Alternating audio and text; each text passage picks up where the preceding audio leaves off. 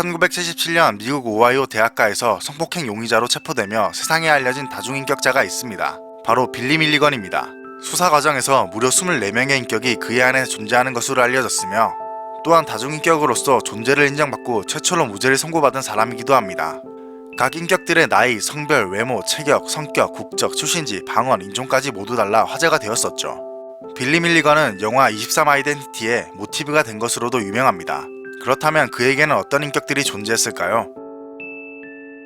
빌리 밀리건의 원래 인격이자 핵심 인격이고, 이 핵심 인격은 학교에서 여학생들에게 놀림을 당하고 그 수치심으로 학교 옥상에서 자살 시도를 하려다가 다른 인격 아서와 레이건이 극적으로 막아내서 아주 긴 시간 동안 잠들어 있었다고 합니다. 영국인으로 안경을 쓰며 성은 스미스로 추정되고 연구과강을 구사하며 많은 인격들의 브레인을 담당합니다. 물리학과 화학을 독학하고 심지어는 의학 서적들과 아랍어, 스일리어까지 공부했으며 뛰어난 브레인답게 자기의 몸에 다른 인격이 존재한다는 걸 알아낸 인격이고, 더 나아가 안전한 장소에서 인격들을 다스리면서 인격들의 그룹인 가족을 누가 표면에 나와 의식을 차지해 주도할지 결정하고 나중에는 일종의 블랙리스트인 불량자들까지 만들어 억압해야 할 인격들을 정리했다고 합니다. 빌리가 태어난 이후부터 말년까지는 아서가 거의 사라지다시피 하는 상태가 되어서 인격들이 서로 혼란스럽게 뒤얽히는 바람에 성격이 꽤 거칠어졌다고 알려져 있습니다. 마초 같은 인격으로 아서와 대조되는 인격이자 아서의 파트너이기도 합니다. 레이건이란 이름이 다시 분노하다 에서 유래되어서인지 증오의 수호자라고도 불립니다. 가라데 등의 무술뿐만 아니라 총기 탄약 분야에도 능하며 약자들을 보호하는 임무를 가졌고, 가족들이 힘으로 제압당하거나 목숨이 위협받는 상황이 오면 레이건이 자리에 앉게 된다고 합니다. 사기꾼으로 외부 세계와 가장 자주 소통하며 지상에서의 삶은 최대한 이용하자는 태도를 가지고 있습니다. 항상 사람들과 협상을 하거나 곤란한 상황을 말로 빠져나와야 할 때가 되면 앨런이 자리를 차지하게 됩니다. 탈출 예술가로 경찰이 수갑을 채웠을 때 수갑을 풀어내고 병원에서 구속복을 입혔는데도 빠져나와서 잠을 자는 모습을 보여주었다고 합니다. 사람들, 그 중에서 특히 남자를 무서워합니다. 이는 양아버지가 빌리에게 자기 무덤을 파라고 시키고 묻어버렸기 때문이라고 합니다. 일명 고통의 수호자로 불리며 고통을 받아들여야 할 때 나선다고 합니다. 빌리가 곤란에 처했을 때 학교 구석에 있었던 인격으로 레이건이 매우 아끼는 인격이라고 합니다.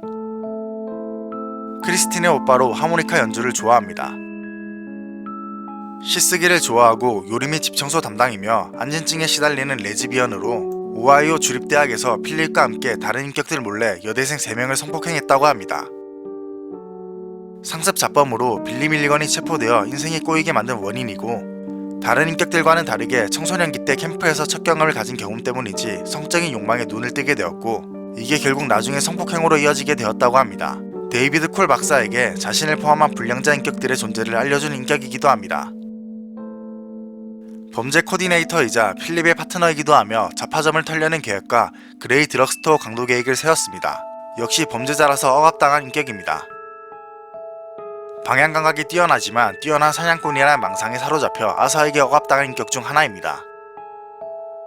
매우 매력적인 여성으로 아서가 이성적으로 호감을 느낀 인격입니다. 보스턴 억양을 가지고 있으며 빌리의 의붓아버지를 죽이기만을 생각했다고 하며 결국 레이건에게 의붓아버지를 죽이자고 설득한 것 때문에 아서에게 억압당했다고 합니다.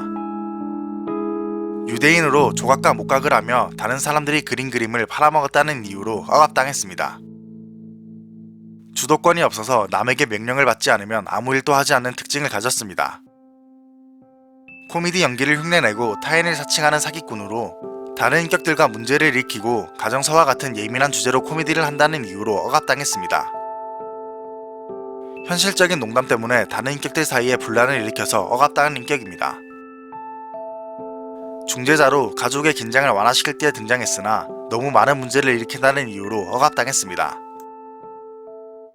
모험가와 국제 분쟁 해결사를 꿈꾸지만 이런 목적과 반대로 야망이 없다는 이유로 억압당했습니다. 청각장애인 인격으로 나중에 청각장애인이 되어봤자 소용이 없다는 이유로 억압당했습니다. 뉴욕 출신의 속물로 거저 얻기를 원하는 인격입니다. 꽃집을 운영하다가 자신에게 추근된 게이를 만난 이후로 자신만의 세계에 틀어박힌 인격입니다. 빌리와 동일한 나이를 가지고 있으며 빌리의 모든 인격들이 남긴 기억의 흔적으로 모든 인격의 생각과 행동을 거의 전부 기억하기에 인격의 통합에 큰 도움이 되었다고 합니다. 이런 인격들을 가진 빌리는 유명세와 달리 태어난 후 그의 삶을 아는 사람은 거의 없다고 하는데요. 태어난 이후로부터 가족 지인들과도 연락을 끊고 자신에 관한 단편 영화를 만들겠다고 한 것이 죽기 전에 그의 마지막 행적이라고 합니다. 그리고 그는 2014년 요양원에서 암으로 59세라는 나이에 생을 마감했다고 합니다.